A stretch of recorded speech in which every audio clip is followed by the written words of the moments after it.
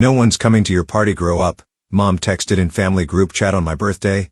I replied, understood, then took phone, press cancel button. And everything changed. I was brushing my teeth when I glanced at the notification, not expecting anything but maybe a half-hearted HBD or a forwarded meme. Instead, there it was. No one's coming to your party, grow up.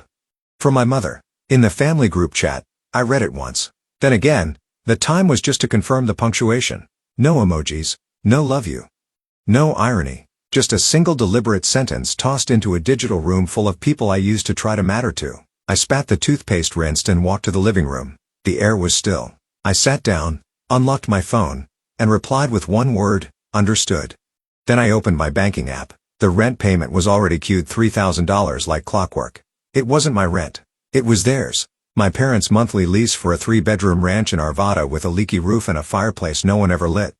I'd been paying it for 4 years. I canceled the auto transfer. My heart didn't race. My fingers didn't shake. It felt like clicking unsubscribe on an old email newsletter you never signed up for, but kept receiving anyway. Then I archived the group chat. The silence that followed wasn't angry. It was clean. The kind of clean that comes when something is removed from your life, not added. I sat there for a while watching the blinking cursor on my screen, waiting for the next message that didn't come. No, just kidding. No follow-up. Just digital silence. I got up and made coffee. Black, no sugar. The bitterness felt honest. I sat at the table and sipped slowly, watching sunlight creep across the floor. Warm and indifferent. I didn't cry. I didn't rage. But something inside me shifted like a lock turning for the time in years. Something that had been stuck now moved with purpose. I looked at the calendar on the fridge. A red circle marked today, Elena's 28th, in my own handwriting. I took the magnet off and threw it in the trash, then opened my laptop and logged into the car tracker account. The next morning, I drove to Arvada just after sunrise. Their street was still quiet, the kind of quiet that blankets a place before people start pretending everything's fine again. I didn't knock. I didn't even park. I pulled up to the curb, pressed the unlock button on my phone, and watched the sedan's lights blink twice. The same car I'd bought 2 years ago when Dad said his back couldn't handle the bus anymore. It was still clean. Of course it was. Kia had a detailed monthly on my card. I stepped out, opened the driver's side door, and slid in. There was a gym bag in the back, some old receipts in the console, and a half-used air freshener hanging from the mirror. I didn't touch any of it. I just started the engine and drove off. No one came out to stop me. I didn't feel triumphant. I didn't feel anything really. Just a calm sort of closure, like finishing a chapter of a book that stopped making sense a long time ago. Back home, I called the credit card company. I told them I wanted to close every card authorized under my name. When they asked for a reason, I said no longer safe. That was all. Then I took a long shower, the kind where you stand there without thinking. No music, no timeline, just water and steam, and the slow peeling away of a version of myself I didn't know them anymore. By noon, I'd shredded 2 expired cards and packed the car keys in a drawer I didn't open often. The group chat was still silent. No new messages. No missed calls. That night, I pulled out a folder I hadn't opened in months labeled Kia Proof. I was 24 when it started. Just got promoted to full-time at the healthcare software company. It wasn't glamorous, but the paycheck cleared every 2 weeks and came with decent benefits. I remember telling them on a Sunday call, feeling proud. They didn't say congratulations. Mom just sighed and said, "That's a blessing, especially now that things are tight over here." It began with one rent payment, just this month. Your dad's hours got cut again. Then it was groceries. Your sister needs real food, not ramen. Then the electric bill. Your mom's back acts up when it gets cold. By year 2, I was covering the rent, gas, phone bills, the cat's vet visits, Kia's car insurance, and anything they described as urgent. They never demanded. They just implied, "You're the stable one now. We gave you everything. It's your turn." Kia didn't work much. She said she was building a wellness brand. Mostly, she posted filtered yoga poses on Instagram and went on spontaneous weekend trips. I never saw anyone in the photos but her and a rotating cast of boyfriends. One of those boyfriends crashed the old Corolla. That's when I bought the newer car. Registered under my name, monthly payments on my card. She picked the color midnight blue. She took selfies in it constantly. One caption read, "So grateful for those who believe in me. You know who you are." She didn't tag me. Mom would text me after. "Wasn't that post sweet? She really does appreciate you even if she's not good with words." I nodded and said I was glad. But it didn't feel like appreciation. It felt like obligation disguised as flattery. Every month I told myself I'd pull back. I'd stop one bill. I'd say no to just one thing. But the moment I hesitated, the guilt came in waves. "We're your family, Elena. You think strangers would ever do this for you? And every time I gave in, I told myself I was being kind, that this is what good daughters do. But sitting there now holding the folder of receipts and bank transfers, I saw it clearly. They never saw any of it as kindness. They treated it like restitution, like I owed them for being born. I flipped the folder shut and placed it next to my laptop. On the screen, a notification popped up. Kia had posted another story. I tapped it open. She was poolside again. The caption said, "Healing requires space." I drove 5 hours that Thanksgiving morning with a pie in the passenger seat and a bottle of Pinot tucked under my jacket. I hadn't told anyone I was coming. I thought it'd be a good surprise. Maybe a little awkward but warm eventually. Maybe they'd even be happy. I knocked with my elbow holding the pie. The door creaked open and Mom blinked at me like I was the mailman. "Oh," she said. "You came." She called over her shoulder, "Kia, tell Josh to hide the gifts your sister's here." I didn't ask what gifts. I already knew they weren't mine. Inside, everything felt too lived in, too settled, like a party I'd wandered into by mistake. Josh emerged from what used to be my room wearing socks I recognized. No one offered to move him. That night, I slept on the couch under a fleece blanket that smelled faintly like old Febreze in disappointment. At dinner, Don raised his glass. "Let's hear it for the woman who pays the bills but can't hold down a boyfriend." Laughter rippled across the table like it was a harmless joke, like I hadn't driven for hours to be there, like my presence was a performance they never asked for but still expected. Kia snorted fork halfway to her mouth. Even Josh laughed. He didn't even know me. I smiled faintly and drank my wine. Then I got up, cleared the plates, washed the dishes. When the sink backed up, I took out my wallet and called a plumber. He came in the middle of dessert. Afterward, no one thanked me. Mom patted my shoulder and said, "Next year, just tell us, okay?" We had plans. On the drive back, I didn't play music. I didn't call anyone. I watched the road stretch into dark silence and realized I felt lighter driving away than I ever had arriving. A week later, a coworker leaned over my desk and said, "Hey, wasn't that your sister I saw on Explore? Looked like a fun cabin trip?" I opened Instagram and there they were. Mom, Don, Kia, and Josh, all in matching beanies holding mugs by a fireplace. I zoomed in on Kia's mug. It said, "Best daughter ever." It started with a notification buzz while I was working remotely from my apartment. I figured someone had sent a birthday meme or maybe a forwarded coupon code, standard group chat noise. But when I opened the app, the entire thread was lit up. Dad had posted a screenshot of my Amazon birthday wish list. A few pairs of socks, some shampoo. I liked a pack of pens. Nothing fancy, nothing expensive. Just small things I never remembered to buy for myself. "Look at this grown woman asking for socks and lotion," he wrote. "Guess we didn't raise her tough enough." Then came the clown emoji. Then a meme of a girl with a party hat and the caption, "Guess who's turning 12 again?" Kia reacted with a laughing emoji and followed up with, "Bet she expects us to gift wrap it too." No one defended me. Not Mom, not my aunt, not the cousin who once cried when I helped her pay for her nursing exams. Just reaction emojis and punchlines like I was the group's entertainment. I didn't respond. I didn't leave the chat. I just started screenshotting. Not because I planned to get even. Not because I needed revenge. Just because for the time, I needed to see the whole picture without emotion. I wanted to know I wasn't imagining it, that the cruelty was real and not just my own sensitivity echoing back at me. That night, I saved the screenshots into a new folder, labeled it plainly Receipts. I didn't know what I'd do with it yet, but I knew I didn't want to forget. The next morning, Kia posted a story, another poolside photo, a matcha in her hand, captioned, "Surround yourself with people who uplift you." I looked at the pool tiles in the background. It was a hotel I knew. I'd paid for her weekend there last month when she said she needed time to reset her energy. My phone buzzed again. A new message in the group chat. "Mom, power's about to get shut off again. Not sure what we're supposed to do." I didn't answer. I just opened my credit monitoring app and refreshed the screen. The red flag came from an email. "Your monthly loan balance is now available." I didn't recognize the lender. I hadn't taken out a loan, at least not one I remembered. I clicked the link, logged in with my social, and there it was. 8-ton $400 opened in my name with Don listed co-borrower. The application date was from last spring, around the time they said their roof needed repairs. I remembered getting a cryptic message from Mom, then "Pray for clear skies. We can't afford another storm." I never thought to ask what she meant. The next day, I pulled my credit report.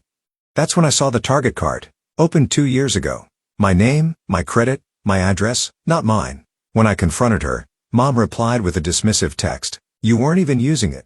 Stop being dramatic. That word, again, dramatic. It followed me like a shadow. The same week, a coworker named Julian mentioned Kia in the break room. He said he ran into her at a gallery opening.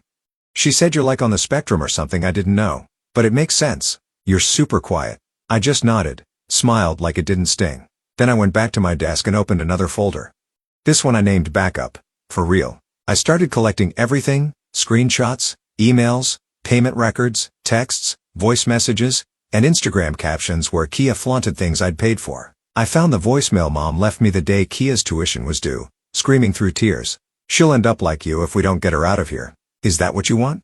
It didn't matter that I wasn't on the spectrum. What mattered was how convenient it was for them to say I was, how easy it made everything else make sense. The silence, the distance, the fact that I never fought back. But I wasn't confused anymore. I wasn't being graceful. I was just vanishing slowly and politely from my own life while they lived comfortably on the borrowed credit of my quiet compliance.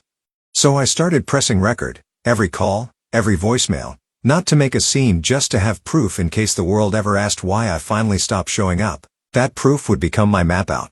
3 weeks passed with nothing but silence. Then on a Tuesday afternoon, Kia texted Mom, says, "Come by tonight, family dinner. We want to clear the air." I stared at the message for a while. It didn't feel like an apology. It felt like a summons. I said yes. That evening, I pulled into the driveway at 6:59 p.m. In my bag, a laptop, a backup drive, and a folder labeled in permanent marker truth. I didn't wear anything special, just clean jeans and a sweater. I wasn't there to perform. I was yen for the day of LZ. I was there to finish something. They greeted me like nothing had happened. Mom kissed my cheek. Dad handed me a beer. Kia grinned like she'd already won. The table was set with mismatched plates and overcooked pasta. The chairs still wobbled from years of ignoring the screws I offered to fix. They talked about forgiveness, about moving forward, about how my recent distance had hurt them. Then Mom said it like a nail-tapping glass. "You're still part of this family, but you've made mistakes too." I took a slow breath, reached into my bag, and opened the laptop. No one stopped me. The clip was Mom's voicemail. The one where she shouted at me to pay Kaya's tuition before she ends up like you. It was Kaya's voice laughing on speaker. She always pays. Makes her feel useful. Then the screenshots: rent payments, DMs, bank transfers, group chats. I slid the screen toward them and leaned back. They didn't speak, just stared. Mom blinked fast. Dad reached for his beer but missed. Kia's jaw clenched, but she didn't say a word. I opened the folder. Inside were printed emails, loan statements, the Target card notice, and at the top, a single page with my credit report circled in red. When I spoke, it was quiet. You don't get to ask for peace when you've only ever offered control. I reached for the USB stick and walked to the living room. Their smart TV powered on with a chime. The screen lit up with the loan application, Don's name as primary, mine as cosigner. I let them stare at it in silence. "You used my social without asking," I said, eyes on my father. "You put me on the hook for your debt." He opened his mouth, but I raised a hand. "It's already reported. They've frozen the account. You'll get the fraud notice next week." Mom's breath caught. Kia let out a dry laugh. "You're so dramatic. What's next? You going to sue us?" I smiled, then walked back to the door. "No," I said, "but he might." I pulled it open, and Jake stepped in. Kia froze. Her smirk dropped like a switch had flipped. He held a black folder in one hand and didn't look at her. He sat across from her and set it on the table. "You want to tell them," he said, "or should I?" Kia stood up. "Why are you here?" Jake opened the folder. Inside were printed screenshots of messages, edited timestamps, mismatched fonts. Beneath them, a transcript of voice memos Kaya had spliced to make it sound like he'd screamed at her. The metadata showed the audio file had been created on her laptop, not his phone. At the bottom was a handwritten plan in her looping cursive titled, "How to Emotionally Destabilize Him Before the Breakup." Mom covered her mouth. Don didn't move. Jake's voice stayed level. "You told everyone I hurt you. You told Elena I was dangerous. You said I stalked you." Kia snapped. "You don't get to. You're not the victim," Jake cut in. "You're the villain, and I'm done pretending." He stood and walked to the door without waiting for a reply. I followed him, then turned back once more. "You wanted me to be the good daughter," I said, the quiet wallet. "But I'm done playing the part." I grabbed my bag and laptop and stepped out into the night. Behind me, I heard the shouting start, Margot calling Kaya's name. "Dawn," demanding I come back, something heavy crashing against the wall. I didn't look back. Instead, I drove home in silence and woke the next morning to a blinking cursor and a folder labeled Archive. That night, I stayed up at my desk staring at the folder I had named Archive. It held everything: screenshots, voice notes, loan documents, bank records, Kaya's captions, Mom's voicemails. Nothing dramatic, just the facts no one had ever asked for. At 1:12 a.m., I uploaded it. The post read, When family treats you like an ATM with a heartbeat, no begging, no anger, just a link to the evidence and one closing sentence. I'm not angry. I'm not sad. I'm just done pretending this is what love looks like. By morning, it had spread. Not celebrity viral, but enough to catch. Hundreds of shares, dozens of comments, some from strangers, some from people who knew them. I didn't reply. I didn't need to. I'd already said everything. Dad went live from the garage by noon. Said I was fragile. She doesn't know what she's doing. Behind him, a pyramid of empty beer cans. He called it forgiveness. I posted a reply. No caption. Just a video of him from 3 years ago laughing. It's fine. I used her social. She owes us. I closed the app and walked to the window. Denver looked quiet from 10 floors up. 3 weeks later, I moved into a condo on the 10th floor downtown Denver. No rent. No roommates. Fully paid through a legal trust. No forwarding address. No name on the buzzer. Just clean floors, high ceilings, and silence I didn't have to earn. No one knew where I lived. Not even close friends. I didn't post about it. I didn't text pictures of the view. I didn't owe anyone an explanation. The phone calls stopped. Eventually, even the cryptic posts and guilt-laced emails faded. I didn't block them. I just stopped listening. I built a new website that week. Black and white. Minimal. Just a name understood consulting. Quiet steady. A space for people like me. Those who grew up thinking love was something to buy back month after month. I didn't launch with a big announcement. No press. Just a simple line on the homepage. You don't owe anyone access to your peace. I worked. I slept. I healed. I didn't celebrate my birthday. But I bought a candle and lit it that night. Not for the year ahead, but for the years I survived without lighting anything at all. 3 weeks later, I screwed the plaque into the wall above my desk. Brushed steel clean font. No decoration. Just words I now lived by. We don't rebuild what broke you. We build what frees you. Beneath it, a smaller plate. Matte black. Just 6 words. Guess who's not turning 12 again? I stepped back, took a breath, and smiled. Not because they'd seen it, but because they never would. This year there was no cake, no call, no chaos. Just a quiet office, a locked door, and finally a life that belonged only to me.